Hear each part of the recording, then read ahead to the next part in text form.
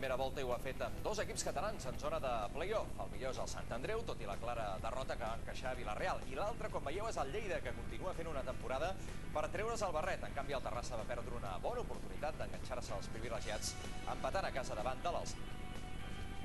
Res a fer i res a dir respecte a la contundent victòria del Vila-real B contra el Sant Andreu. Els de la plana baixa van fer valer la superioritat mostrada aquesta temporada al seu camp per sumar 3 punts més. Els d'ahir van començar amb aquest gol de Gerard Bordes després d'una errada defensiva del Sant Andreu. Era el minut 11. Edu va buscar la rèplica pels catalans, però el porter va aturar el seu intent. A la segona part i per fora de joc, el col·legiat va invalidar aquest gol a Chando. Però en aquest contraatac, Gerard Bordes va forçar un penal comès per Moyano. Joan Tomàs va enganyar el porter del Sant Andreu. El 0-2 pujava al marcador davant la visible eufòria local. Un altre gol anul·lat pel col·legiat.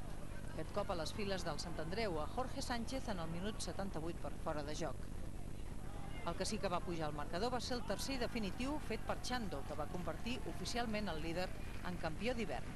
Bueno, que ha sido contundente y lógicamente pues no olvidarlo, ¿no? Y analizarlo, pero sí, sin más, ¿no? Un partido más, último de la primera vuelta y ya está, ¿no?